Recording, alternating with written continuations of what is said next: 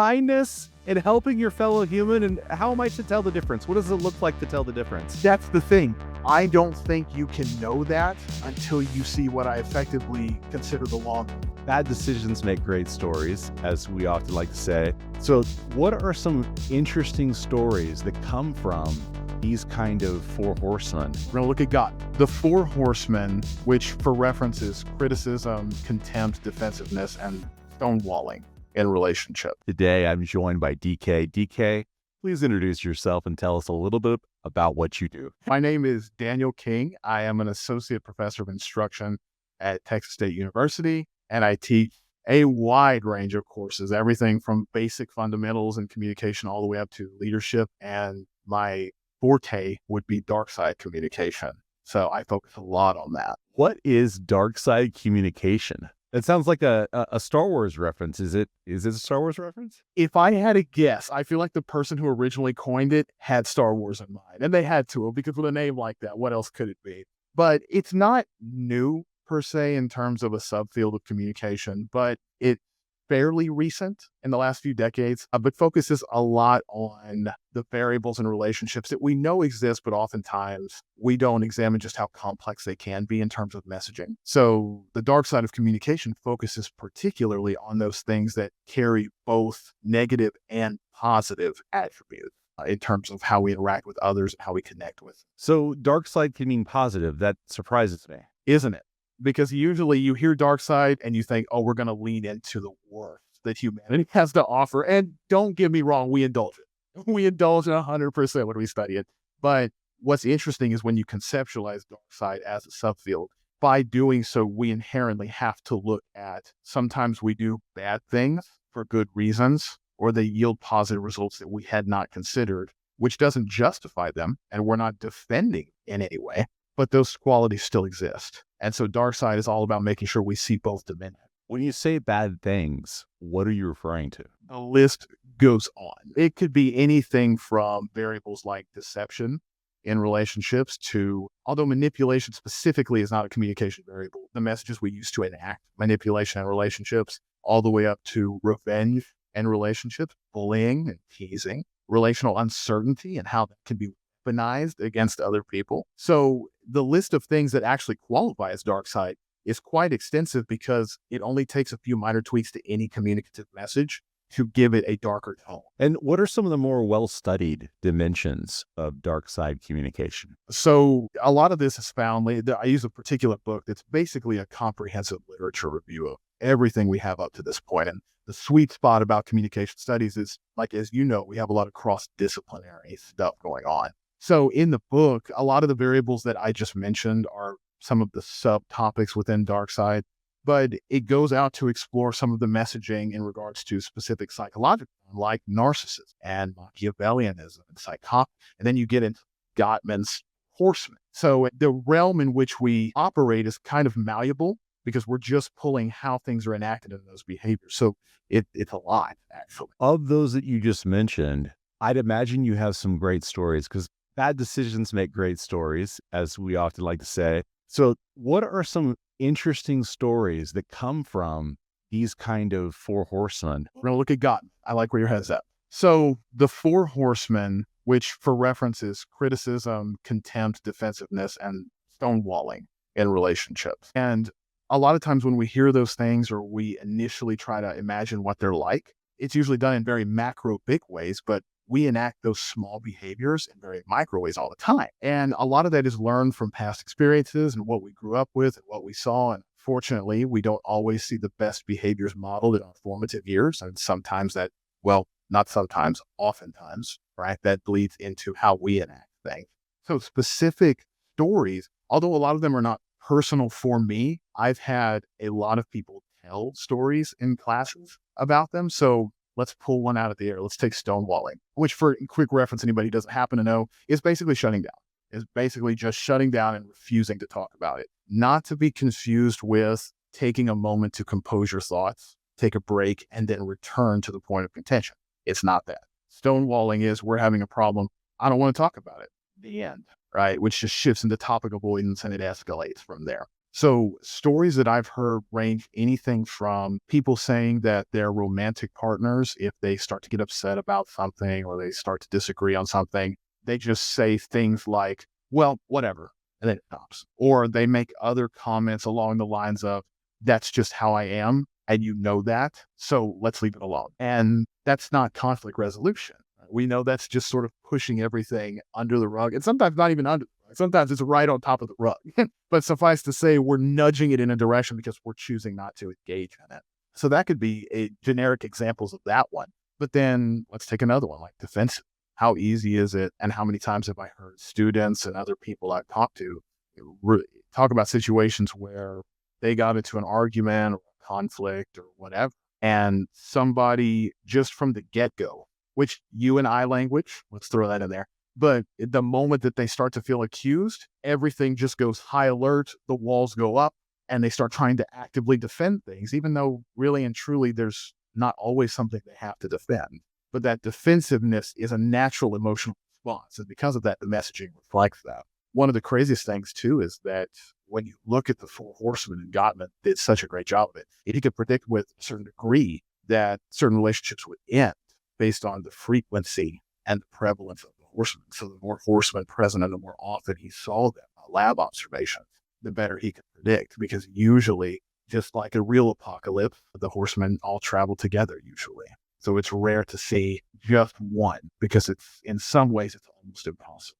So wild stuff, wild. I know you're a movie fan. I'd imagine there's great examples of dark side communication in contemporary movies that our audience might be familiar with. Can you think of a particularly potent example from a movie? Let's talk about a way that a dark side variable is a narrative driver for an entire series. John Wick, which I love. I love. John Wick is great. It's so much fun. But the entire thing, and of course a lot goes on before he reaches that point, but the entire thing is driven on a very individualistic search for revenge. And although that's not relationship specific, the way that that revenge is enacted through not only the obvious things in terms of violence, but in regards to how he interacts with the other people he's connected to, like the concierge and some of the other hit individuals out there. The way that you see that's his entire motive driving, especially that first movie. It's curious to think that so much of our media reflects such a particularly dark topic, and we love it. If you look at psychology research, a lot of times dark side variables and dark side behaviors, and even specifically the idea of revenge in particular, is denoted into two dimensions. So you have the ultimate and the proximate. And in the ultimate dimension, a lot of that is those natural human inclinations to feel like we have to balance the scales or cultural expectations, which that's reflected in media, hence John Wick. And this is why John Wick just does whatever he wants and we're cool with it. And then the proximate dimension is more about contextual factors and the relationship and personality traits, which of course that's there too. But thinking of John Wick in particular, again, which I love, that's probably the A+ example of a revenge-driven plot. But there's a million more. Like you can probably think of a revenge plot for a movie or a story or anything you can imagine. So they're all out there. I'm thinking of The Count of Monte Cristo. We were required to read that as we're growing up, and it's such a fantastic tale, and it's driven by revenge. I'm thinking about the quote of dig two graves. If you're on the path to revenge, dig two graves. I know revenge as a construct probably has more to it. Can we zoom even further in and talk even deeper about what revenge is, how it's enacted, and how does that relate to communication principles that we might study in our courses? So if we're going to do that, I think the first thing I'm going to do is pull an arbitrary context. So let's say romantic relationships. It's juicy to just jump into a romantic relationship. So remember in the beginning, I was kind of talking about how revenge is not always this macro crazy thing, because you hear the word revenge and like you said, it's a construct. Everybody's familiar with it. And a lot of people, the first thing they think is murder. It's like, no, well, okay, yes, that can be revenge for sure. But revenge is enacted in such small ways in our day-to-day lives that oftentimes people don't even realize that revenge is what they're doing. So let's say that you and your partner have divvied out household responsibilities, and they notoriously are not always good at washing the dishes. That's just something that they don't keep up their end of the bargain as well as you hope they would. And your responsibility is to do laundry. So you notice that partner is not doing the dishes, and it's really inconvenient, and it takes time out for you to have to do their job and your job. So the next time you're doing laundry and you usually put their stuff in the washer with yours, you go, they can do it themselves. That's revenge. That is a behavioral micro enactment of what my brain cognitively tries to justify as being fair, leveling the scales. You did it, you committed a trespass, which is the whole premise. And now I'm enacting a behavior, saying something that I think will balance that back out again. And you can feel the inconvenience that I feel. So that could be a behavioral, but revenge is enacted verbally, just in any kind of offhanded comment that we might make. Although sometimes those comments are very, very targeted when we say them. So let's say that we can actually run off the same example. Let's say that partner's not doing the dishes.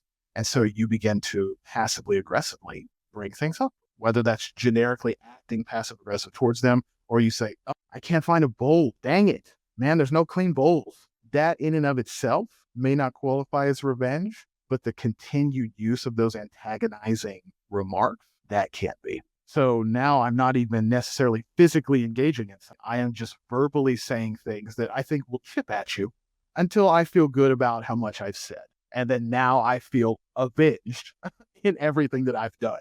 So a lot of times, like I was saying, people don't think about the smaller ways that we do it all because it's always portrayed in such a major way. But man, quite literally all around us. And it's in every single one. You mentioned what I would term microaggressions. And I know microaggressions are usually talked about in identity and the everyday cuts that we might experience in our interactions with people. Can you tell us a little bit more about how microaggressions play into this idea and concept of revenge? Like you were saying, when I think of microaggressions, that's these little behaviors that we do or these little things that we say, whatever. And in my mind, the way that I think about revenge and how it's enacted would be you committed a transgression or a trespass of some sort in our relationship, friendship, romantic, otherwise. And that carries a certain level of stigma or warrants a certain level of response. So maybe I don't one-to-one do that thing back to you, but maybe for me, the use of microaggressions, those comments, those small behaviors, if I stack those up enough, I will eventually reach a point in my mind where I say, okay, I got it. Taught him a lesson on that one. So microaggressions compound to a certain degree based on however many I feel I need to enact to do this. That's really how I would say those play into it. Because then you have the more, I would say, stereotypical examples where let's go all the way up to something as egregious as infidelity. Somebody cheats back. Done. Right? One-to-one revenge. I did the thing that you did. For microaggressions, I get a few more. Right? I get 1,000 cuts before it qualifies as a kill. So I think it's just again, quantity with those. And it could be subjective to each person. There are some individuals based on, again, those proximate dimensions like personality, who you could commit a major trespass against them, but the moment they do one small thing or they make a snide comment, they feel super, super guilty, and that's it. Revenge is over for them. That was the equalizer in their brain. For others, sometimes revenge goes past balancing the scales and becomes a little indulgent. And so the number of microaggressions that might have been could potentially far exceed what we would consider to be an equal response. Tell me about the thresholds and how those might look in relationships, and not just romantic relationships, but maybe organizational communication relationships. Yeah, let's transition to the workplace. So when we think about that, the first thing that we have to frame it all in is that it's super subjective again. Right, kind of like I was saying, for some people, it takes a very little bit for them to feel like they've been in a transgression. For others, it takes a lot more, and sometimes, like I was saying, they overstep it because they're enjoying the power dynamic behind it. So they continue to enact negative behaviors or revenge behavior far past the point of what most people would consider to be. So in the workplace, this could be something, again, arbitrary example. You and somebody else are going up for a promotion at the organization, whatever that promotion is. And you're getting your materials ready, you're going through procedure, but you notice that the other individual who you're acquainted with is maybe brown-nosing a little bit, which can be a dark side. Maybe they're brown-nosing a little bit. They are doing things a little bit differently than they used to. And don't get me wrong, we all try to make ourselves look good. When the opportunity arises, we try to do it. But somehow it feels like they're going above and beyond. So I'm watching them do this thing. And lo and behold, they wind up getting a position. Well, now This person is my supervisor or my manager, and I watched them in what I would consider weaseling their way into a position that maybe I consider myself to have been more qualified for. But now they have a power dynamic over me in terms of the organizational structure. How do I get revenge for this? Well, I'll do my job. I don't want to get fired. And I'll do aspects of it very well because I'm proud of my job. But if you ask me to do anything extra, or you're hoping that I'll collaborate on something that's not strictly within the parameters of my job, the answer is no. I don't think I'll be able to help you. Sorry about that. Because denying resources and denying attention and time is a form of revenge in relation. And that's, like, it's enacted differently depending on the type of the relationship. But in the workplace, it could be a lack of contribution. It could be, maybe I start to, we'll take it a step further. Maybe I start to talk crap about you behind your back, and nothing too egregious because I don't want to get fired, right? I'm slight about it. He's so disorganized, Anyway, let's go ahead and do this thing. Small comment, almost sounds like it was just thrown out there without a second thought, but I thought about it when I said it because I knew you would remember. That's revenge. So that looks like something to be on the lookout for. What else should we be on the lookout for in these kinds of contexts of vengeance? In a lot of ways, it can be difficult to just lay out a set of things and say, okay, if you see A, B, and C, this is a problem. Because, in communication, we look at everything in clusters. Nothing is mutually exclusive in terms of identifying. But for, let's say, revenge in the workplace, using that example, I think we constantly have to be aware of our social economy, if you will. Like, what are the relationships like between me and others? What am I fostering between those people? Is it positive? Is it negative? And if we have a more negative relationship, perhaps, maybe I could anticipate that if they feel slighted, they might in turn slight me back. But if in regards to an actual behavior, revenge can come in so many different forms. That if you start to see people reacting to you differently, or you start to see individuals not treating you the way that they used to, that could maybe potentially be an indicator that something is happening behind the scenes, that there's certain things going on. But even then, it's no guarantee. Oftentimes, unless you see the behavior or you hear the messages explicitly and outright, you wouldn't know. And some people are brazen enough to do that. In a meeting, they'll undermine you or they'll say something and you're like, this guy. But other times, all of that's done behind the scenes. And you don't even know it's happened until one day everything's just not quite the same. When we're looking for this can take a myriad of forms. And in organizational life especially, those little things that we notice but might not pay attention to could be signs of vengeance, which sounds super dramatic, but is true. Whenever you're talking about this with your students, do they have interesting stories and anchor stories that maybe are relatable to our audience that we could say, oh, my student shared a story about this in this context, and it was a really good example of this subtle revenge? Because I think of vengeance as not subtle, but you're talking about a very subtle form of vengeance. Can you give us more on the subtlety of vengeance? One story that comes to mind, and this is riddled with other dark side variables. So we'll focus on the revenge part, but just know there's so much more in there. He was uncomfortable with a relational dynamic that she had with her boyfriend at the time, and he would not let her go through his phone. And he never gave a particular reason why. He said there was nothing to worry about. And I'll preface this right now, as far as I know, based on her story, there wasn't anything to worry about. But he was just uncomfortable with that level of what he considered an invasion of his privacy. And so because he would not let her go through his phone, she started to conceal information about her plan whenever she would go places, because she said, if he's not going to tell me where he's at or who he's talking to, he doesn't need to know where I'm going. And he doesn't need to know who I'm talking to. So if they were lying in bed together and she kind of laughed at something and he would ask, sometimes she would tell him what she was laughing at. Other times she would just say, it's nothing, don't worry about it. And that's her typing. And so in his brain, obviously that starts to plant seeds of uncertainty. And he starts to think, hey, is everything okay? Hey, it feels like you don't tell me as much as you used to. Hey, are you talking to somebody that you know really, really well? Are you close to? And she would withhold information with the intent of making him feel uncomfortable. And one day that blew up over dinner. We're talking about it. And he said, I don't get why you're doing this. And she said, well, you won't show me your phone and let me go through it. So why should you know what I'm doing? And then I believe that was the nail in the coffin, because shortly after that dinner, I think the game was over. But that was using technology and extremely passive measures. She never openly really attacked him about the fact that he wouldn't let her do that. She just started to behave in a slightly different way and deny him information that normally she would have no problem disclosing to him. And that was revenge, amongst a million other things that ultimately led to the destruction of that relationship. What variables are closely tied with revenge, and how might that look or enact itself at work and work relationships? Because communication at work can be riddled with pitfalls.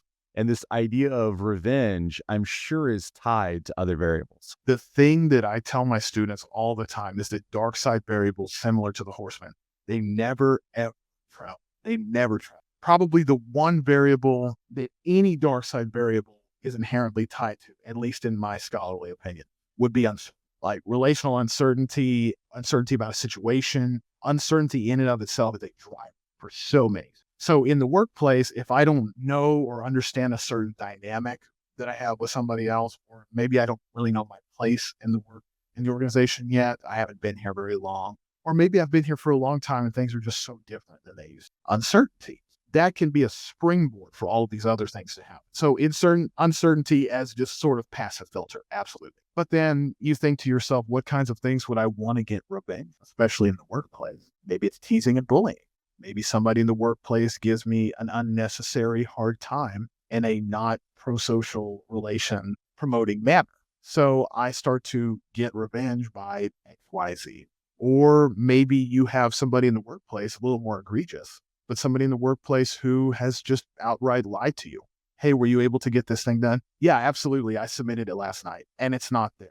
And then you get into the whole realm of, oh, well, I uploaded it, but it was on my home computer and it was, oh, that was the wrong file. Oh my God, I'm so crazy. Sometimes that's real. Sometimes it's just an excuse that I made because I didn't do the work. So it could be outright deception in that particular case. And so because revenge is a response-driven action, the initiator could be quite anything. As long as I perceive it as being an attack of some sort or a transgression, I can enact revenge in any way that I like. What do these other variables look like in your research about communication at work? Because it was the first one that I responded with, off the cusp, that would probably be the one that I think is most common, which would be bullying. And bullying is done, especially in the workplace, and especially this day and age, post-COVID and all that. So much of it is done in a cyberspace. So now, what was traditionally a driver for revenge in the workplace, bullying face-to-face, in meetings, that stuff is still there, but now so much of it is done simply through a medium like email or maybe a virtually facilitated conversation. And the thing we know about technology is that it is so much easier to be a little more aggressive through a screen. It is so much easier to unfilter the things I want to say through. And I think that ramps up the potential for people to feel like they've been hurt in some way or that an aggression has been made towards them. So when I think about arbitrary use of email, there have been chains of emails that I've seen in certain research studies because the qualitative data is delicious. Whenever you get to read this kind of stuff, scrumptious. So you're reading these emails from organizations, and of course they're anonymous, but you will see people taking digs to each other after replying to all, which just adds a whole nother dimension of revenge response. Because now I'm not just attacking you because you did something to me. I'm attacking you and I'm making sure everybody else knows it.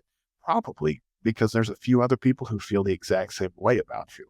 And now I can coalesce. I can get other people to hit you from different angles and also disagree with you, which could impede you professionally. It can impede you academically. And at the very least, I can hurt people's perceptions of you, which who knows all the different ways that'll make your life complicated. Revenge. I feel justified. I did it. And when you think about it that way, it's just all the more terrifying because now it's not just you and me. It's me and them and them and them and them and them. They all dislike you. And all I had to do was reply all and just point out. Is there a good definition of drawing a line between bullying and maybe a different thing? And what does that bullying bump up against in the research? Because I can imagine some people might see it as bullying. Other people might see it as just being assertive. It can be bump up against being assertive for sure. The other thing that I see it run up against probably often is teasing. And teasing offers people what usually they would consider to be. So they said something aggressive towards somebody else, knowing the emotional response they were going to get. And when that person did it, they say, whoa, dude, I was just joking. I don't know why whoa, hold on. No, you're great. I don't understand why you said that. And so they get to write it off as, oh, it was a pro-social thing that I did so that you and I could, because we're friends, right? Pop, pop. No, I was bullying, but I can't have everybody else knowing that that's explicitly what I'm doing. So I just joke around a lot. I tease quite a bit. So teasing is something to watch out for, you're saying? I would say knowing the difference, which can be hard, between teasing and bullying, it's so great. And a lot of times, and the research backs this too, is that the difference between teasing and bullying rarely comes from the sender of the message. It is purely in the eye of the receiver. So a way that you tease other people in your life that has been pro-social and built a relationship, and you establish that you joke with each other, same exact behaviors, messages, tones with another person could absolutely be qualified to them as bullying. And then the trigger response for revenge is Revenge, teasing, bullying. What are some other adjacent variables that often reveal themselves in the vengeance research at work? I would say, so originally we talked about deception. That's one. Although to be honest, I think that's fairly self-explanatory when people lie or whatever. But if we go into a subset of deception, one of the things that I see a lot of in the literature talks about kind of topic avoidance, but really it's about concealment. So secrecy in and of itself can be a dark side variable, not to be confused with privacy, not to be confused with non-disclosure. So quick differentiating. Some people, when they think to themselves, oh, it's secrecy, it just means I don't want to tell you. And that can be a part of it too. But there are other things like information that really don't impact the relationship in a certain way that wouldn't qualify as secrecy. I have a cat. I have a cat named Morty. It is not a secret that I have a cat named Morty. I didn't need to tell you that I have a cat. The audience out there, y'all didn't need to know. And that's a non-disclosure. I'm just telling you because I'm choosing to tell you. But if I have intent to conceal information for you, whether that's me just never bringing it up or me dancing around the topic, or all the way back up to me straight up lying, that qualifies as secrecy. Revenge can be a response to secrecy. So once somebody eventually finds out, let's say in the workplace, that an opportunity came up that was technically available for everybody, but somebody very quickly monopolized and seized it in a sort of underhanded way, at least based on the perception of one individual, that could trigger a revenge response. So in one of the original examples I gave earlier, we talked about brown nosing and getting up and trying to elevate yourself in questionable ways to others. That could tie in with secrecy, or we even get into the realm of corporate backstabbing at that point, where you're just cutting people down to get where you want to go. And that's Machiavellianism, and that's part of the dark triad, and it just goes on forever. So all of those things can trigger the revenge response as well. For our audience, tell us a little bit about Machiavellianism. I'm going to tie it with the dark triad. The dark triad in psychology looks at narcissism, Machiavellianism, and psychopathy. And Machiavellianism as a concept, at least academically, is that the end justifies the as long as I get the thing that I want, or as long as I perceive the outcome to be beneficial to people or me or whoever, then whatever I need to do to get there is in bounds. If I have to step on a few heads, so be it. It's going to be better for everybody if I do that now, and then things will be better. Or maybe I'm just entirely selfish and things. But regardless, I can do whatever I want to get where I need to go. And Machiavellianism, a lot of times, well, similar to all others, is enacted in those small ways as well. Very rarely does somebody openly attack other people in the workplace verbally to try to assert themselves, but a comment here, a move there, helping somebody do something that you wouldn't normally volunteer to help them with, but you know they have a stake in something you want later. Is there an argument that that's Machiavellian? There's an argument. Kindness and helping your fellow human, and how am I to tell the difference? What does it look like to tell the difference? That's the thing. I don't think you can know that until you see what I effectively consider the long game. So was there any pre-established relationship? That could be one question. Maybe somebody is just being nice. There are a lot of really high people who enact those behaviors all the time. But when I step back and look at a situation holistically, let's say that Ryan is hiring for something, and Ryan and I rarely talk. Actually, nobody's ever seen us interact. But then a position comes up, and all of a sudden, Ryan and I are going to coffee call and I'm offering, hey man, I noticed that you were doing blah, blah, blah. Can I help you with that? And then I wind up getting the job. Well, what could have been perceived as, oh, DK's just trying to talk to Ryan and get to know him because he wants that position. After a while, once people see the end, because the means were justified, Machiavellianism, when people finally see the end, they say, maybe that's why he was doing it. Because the moment I got that position, Ryan and I don't talk anymore. Like I used Ryan to get what I needed. And then now I'm good. So that transactional nature of the relationship can be revealed later on. The other ones, other than Machiavellianism, what were those again? Narcissism and psychopathy. Social media loves the word narcissism. And it gets thrown around a lot. And we live in a day and age, very tiny soapbox. We live in a day and age where the word narcissism is sometimes thrown around when it's not actually applicable.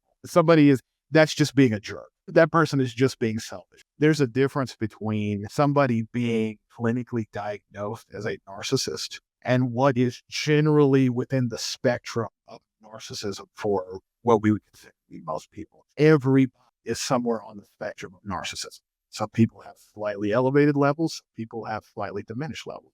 But there is a threshold on that spectrum that once it is crossed, we get into psychologically diagnosable narcissism. Social media does a really good job of saying they're a narcissist. No, they're just mean. They're not actually a narcissist. They could have increased level, but they aren't over that. So we know it. But psychopathy is a lot of times equated to neuroticism, and instability is thrown around a lot in terms of emotional. And so elevated levels of that as well serves as the third in the triad. And oftentimes, as you can imagine, when we see an elevated level of one of those variables, there tends to be an elevated level of at least one. What does that look like? So if I'm just giving you a snapshot of a person, let's say that somebody who is more narcissistic could display behaviors that are obviously self-benefiting in a lot of ways. But one of the trademarks of narcissism we know is that there's a lack of acceptance of responsibility. So if something goes wrong, I'm not the reason that I didn't do that. Very interesting to me about the diagnosable level of narcissism is it is not just blaming. It's not just me not wanting to take responsibility and saying, oh, no. It's because once you cross a certain threshold with narcissism, the brain of that individual actually starts to have a fairly difficult time connecting the dot and saying, yeah, they actually, to a degree, see themselves as blameless. They're not just saying, which doesn't justify and defend them, but it does mean that there's almost an added level of commitment and blindness in terms of them seeing their role in something. So imagining a person who feels fairly blameless in most situations, probably far more likely to do things that are usually questionable to get what they want because there's no fault here. So me doing this thing is clearly okay because it's not bad. And I mean, I'm just doing it because the circumstances warrant that I do it. I didn't want to be put in this situation. I'm just doing what I got to do to come out on top. So in that situation, narcissism and Machiavellian climbing together. So that could be one example. It sounds like a minefield of dark side faux pas in the workplace. How is one to navigate whenever you have such political ambitions in all humans to rise in the organization? Because to a certain extent, you have to talk about the work you do in order to be recognized for the work you do. But at the same time, you don't want to be seen as talking about the work you do to be recognized for the work you do. So in the minefield, are there certain things that you see happening more often than not that are great examples of interrelationships of these different dimensions of dark side communication? Great question. It's one of those things that, at least the way that I consider a lot of these variables in their interactions, so much of it is so easy to conceal because, especially as communication scholars, we know the value of impression management. I can do a lot of things. Theoretically, I could do a lot of things that would be considered underhanded, whether that's, the deception, anything like that. And as long as I can give it a plausible cover story and manage the perceptions of those around me, you may never know that that's what I did ever. I could withhold information. I could pass bullying off as teasing. And if I generally maintain a positive relationship with those around me, I can start to rely on things like positivity bias, halo effect. And so now everybody else who has a good relationship with me, even if I slip up and I do something wrong, or I have to take an aggressive step to get what I want in the workplace, most people will go, yeah, it's kind of weird that he did that, but he's a sweet guy. And then it gets written off. And you couldn't play that card too many times because it would unravel your scheme. But in regards to managing that impression, people can get away with a lot and you would just never know, which sounds so horrifyingly because it makes you think everyone's a monster and they're not. Within every individual, we have both dark and light side tendencies in regards to communication. It is just a thing. Anybody who goes through my class, even after day one, when we just conceptualize dark side, goes, well, I'm awful. No, you're not. You're not awful. You've just done a thing that every human does, probably multiple times a day. And it's only until you become aware of those things that you can start to actively take steps not to engage. And so if somebody wanted to do harm, you can just fight it. And you won't really know until they either slip up too much or you get a step back from a context or circumstance and you say, I see how they did these things. I won. But can you ever truly know? No. So it's our responsibility as dark side scholars is knowing this information, try to be aware of it, try to look for signs, but really just be prepared to respond once those things do make themselves evident. Because dark side variables in their purest form are really, really hard to identify when they're being interacted or when they're being inactive. It's only once they've occurred and we see the ramifications of byproducts that we can say, wait a minute, I won. In American culture, there's this respect sometimes for these darker tendencies. In other words, back to being assertive. People say, oh, well, that person is a great leader because they're assertive. And what might be seen as bullying to some is seen as strong to others. Drawing that line in workplace communication, I can imagine it filled with pitfalls and figuring out exactly when to draw the line to say this is dark side or this is the opposite can be very difficult. Can you give us another story that would relate to communication at work that would help us to recognize when this is happening before it's too late? Actually, this is the semester, so this is great. I have one student who is a bartender.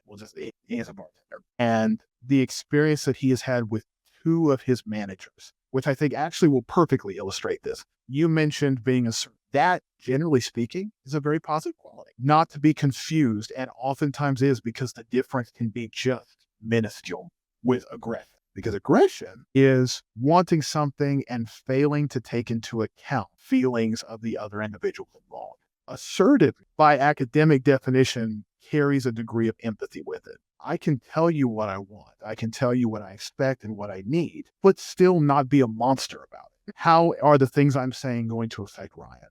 If I get what I want, how will it impact him? Yes, I still want it. Yes, I still want to do it, but let me try to see his perspective. Aggression is, I want what I want, get out of the way. And the way in which those are verbally articulated can be so minute because, again, so many dark side variables, it's all about intent.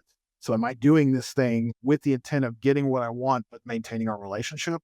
Or am I just trying to trample you to get it? So a lot of times we can differentiate those two after we see the ramification of the interaction or the thing. Going to the story of the student.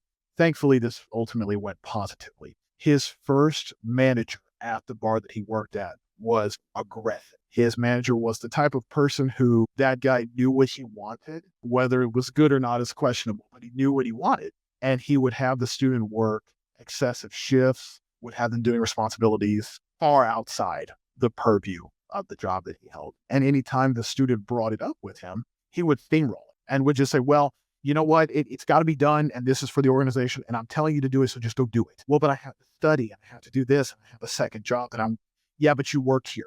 Do your job. And you step back and you think, well, the idea behind that, yeah, you have to do your job. But where's the point where that guy should have said, wait a minute. Okay, I know you're juggling a lot of chainsaws. How can we make sure you're doing what you need to do here and still balancing those other things? And sometimes you can't, and that's a whole other conversation. But the fact is, if he had done that, feelings were taken into account. Empathy was enacted, but he did not. Thankfully, that manager was terminated. And student gets a new manager.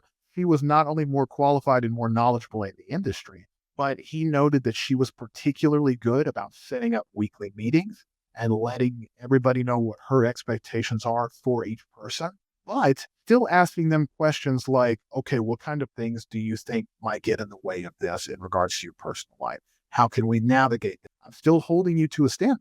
You still have to do this job, but let's talk about some of the paths you can take to making sure you're meeting the person, you're doing what you need to do. That, at least based off the story, assertive. So empathy, assertiveness, these are the opposite of dark side. What are some of the other opposites of what we've discussed here today? What are the opposites of revenge? What are the opposite of Machiavellianism? What is the opposite? Is there enough literature on the light side that we can embrace the better angels of our nature and the definitions and the variables of light side communication? I mean, I would say so.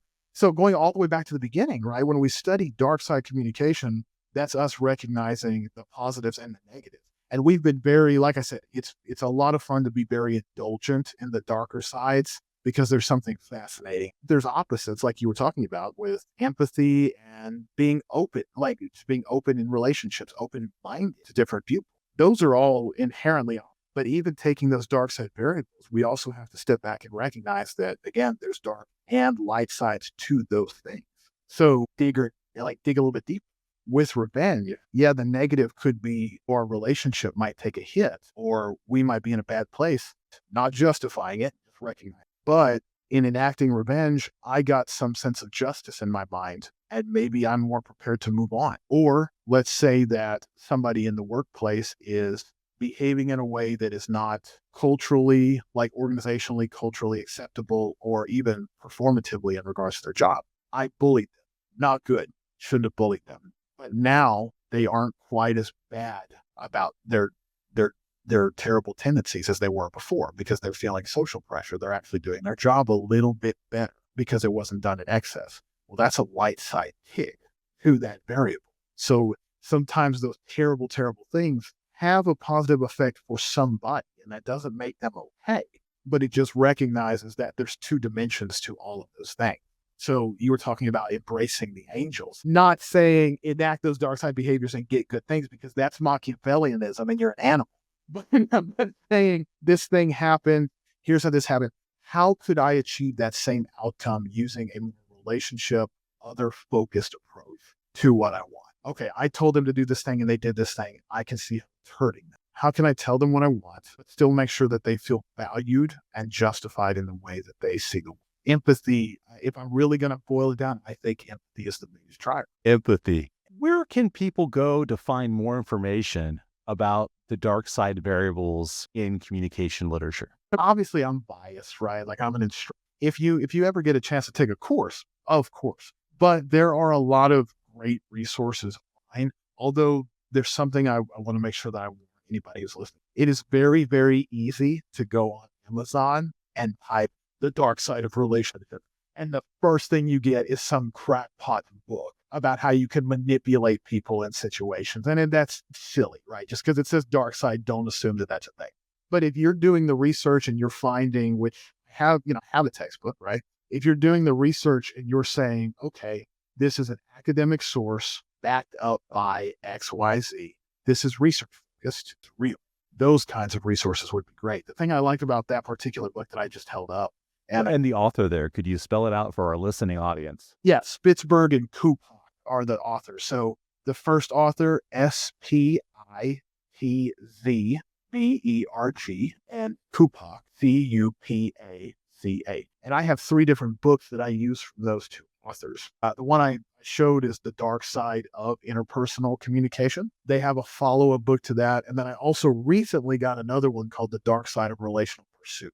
So that one is more focused on obsession, which is a whole nother thing. Oh, no. We didn't even talk about obsession and stalking. Oh, no. I was thinking about like the negging in relationship. That whole idea of putting someone down as a way to make yourself more attractive, which to me was always confusing. And that's wild as a concept, but there's an element of Machiavellianism to that too. I'm hurting you to get the thing that I want. There could be an element of revenge to that, depending on what predated. So who knows? All right. So that kind of stuff is there too. But see, then I think of negging, and then my mind starts to connect to things like gunny sacking. For those who don't know, it's a super cute move that we all think is effective in an argument, and it's not, where you did a thing wrong and I attack you with that thing, but I also bring up 15 other things that have nothing to do with this situation. So, hey, you didn't do the dishes, but also, you know what? You never wash your clothes either. And also, remember when you cheated on me and it just escalates into a whole mess. So, gunny sacking, unfortunately, a lot of people grow up seeing that.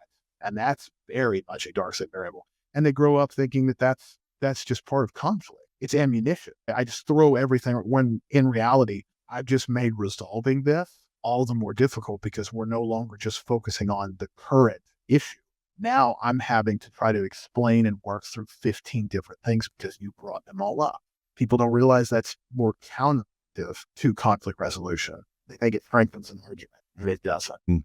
Empathy being the key to so many of these things, and making sure that you're embracing the empathy in your communication with others, in your relationships and at work. Are there any other concepts that you would encourage us to embrace to avoid the minefields of dark side communication outside of empathy? Empathy is a good mindset to enact those actual skills and behaviors in communication that we like to focus on. But just like anything in communication, it's all a set of skills that we have to learn and we have to actively choose to enact.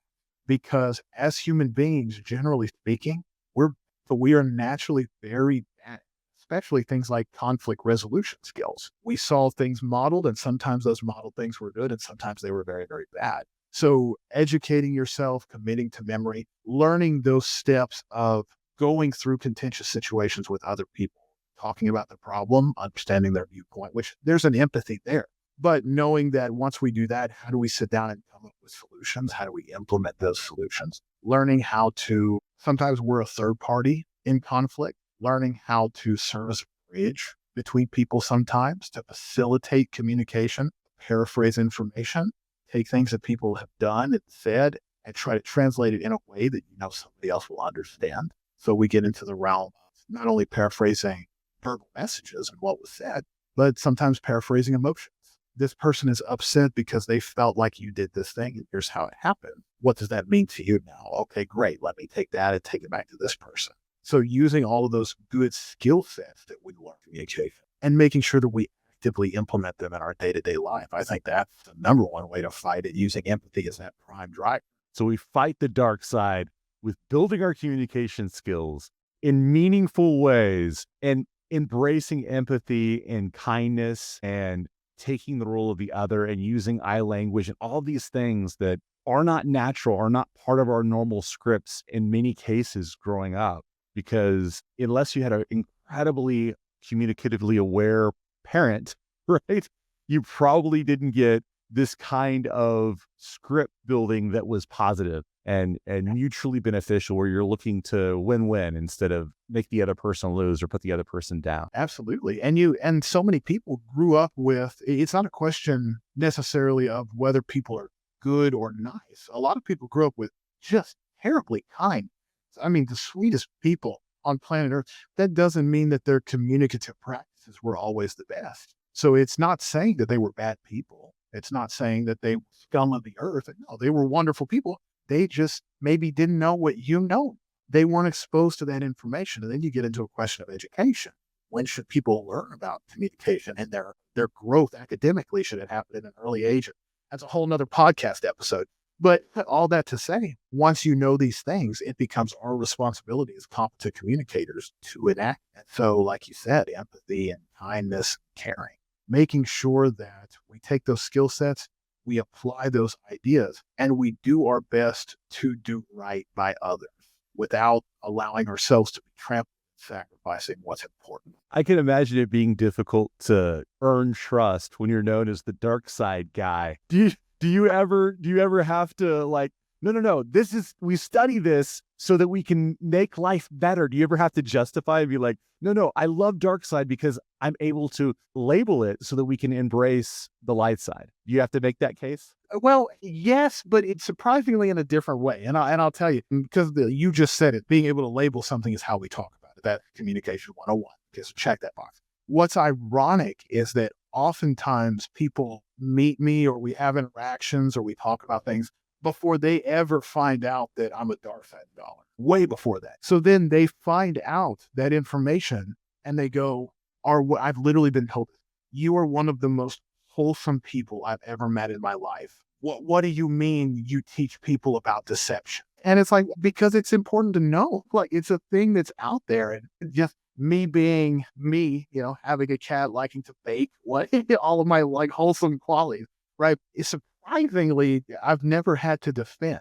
Usually people are more surprised that I'm the type of person who studies those things. Exactly the kind of person who would study those things, the person who is more embracing the light side because it's fascinating, because it's not a part of your life. Yeah, it's not something that's prevalent. I any chance to use a nerdy reference, and I'm going to take it.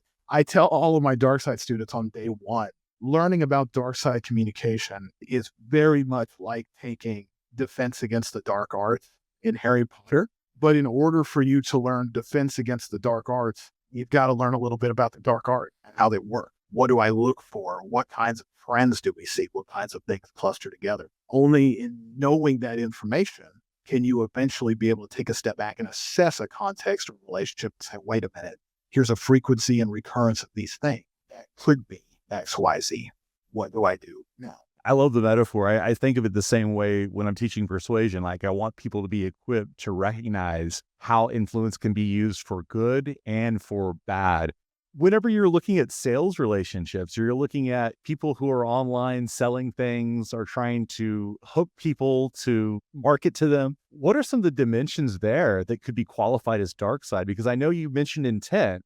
And if my intent in trying to make you aware of a product or service is not serving you, I can automatically think of that as dark side. But I know there's probably more to it. I would say so. And I mean, the first thing that comes to mind is usually the level at which we try to sell somebody on the idea of something, whether that's a product or a service, like you said, because there is a difference. Sometimes it's easy. There's a difference between me being persuasive and framing this thing that I'm selling or the service I provide, framing it in a way that shows you that it can be valuable to you versus me telling you that it's valuable to you or lying about the quality with which I can deliver that thing.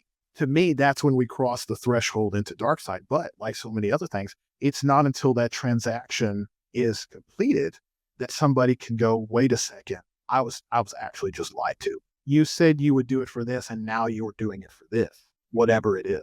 So I've taken a lot of courses online, and they did serve me. They did fulfill the promise that they gave me at the beginning about that particular construct serving me in my life. But I've also seen people very bitter and very much seeking vengeance online and sharing the story of how they were bamboozled.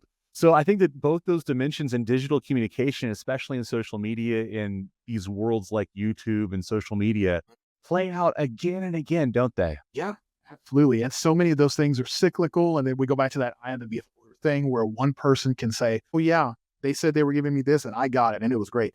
And somebody else who, for XYZ reason, either did not feel that way or they felt slighted by something small that happened in this thing. And now they're just going to aggressively attack online, revenge. Now they're aggressively responding to this thing and overinflating the trespass that was committed in an attempt to hurt the image of the identity of the person selling or the service being provided.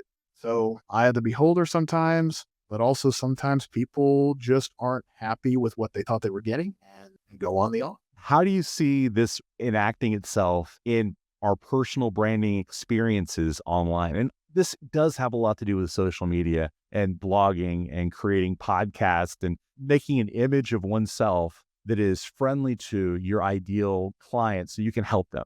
Goodness. I think the biggest thing for that, and something that we can examine as consumers too, just in general, is looking at all of the peripheral information behind why somebody says something is good or how they articulate why it is valuable to them. Because believe it or not, and usually we're very quick to do these things, especially if we have a certain bias we're trying to confirm. A lot of times the advertising strategy or the way that people push a product or a service is, hey, this is good for you because of blah, blah, blah.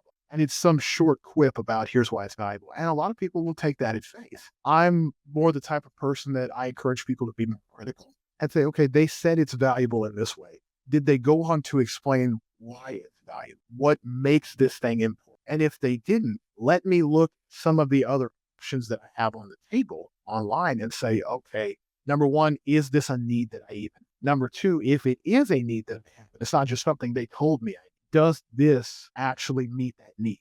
Is it valuable? Am I learning something? Is this helping me grow in an area of my life that I want to grow in? Or am I just being told that I need to grow in? So I think being more critical about what our needs are and being critical about what people actually can offer, probably one of the best ways we can sort of counteract that. But that's just me. Different people have different advice. So health, wealth, and relationships are big three, right? You wouldn't think of studying dark side communication as helping with our health, wealth, and relationships, but it absolutely does in fundamental ways. Daniel King, DK, thank you so much for being a part of this. Thank you for coming on. Where can people find you online? And if you could please spell it out for our listening audience. Yeah. So probably the easiest way for anybody to reach me would just be via email. I mean, if you're anywhere in the proximity of Texas State, you can find me. But let me give you an email address that you could send something to, and I would be happy to answer as quick as I can. It would be DKING. So my first initial, my last name, DKING @.edu. Daniel King, DK, thank you so much for coming to the show and for sharing your dark side and a little bit of light side expertise. I appreciate you bringing me on. It's a good time to talk about. So I'm open to conversation for anybody that's interested. Awesome. I know some of our listeners will definitely reach out. Thanks again.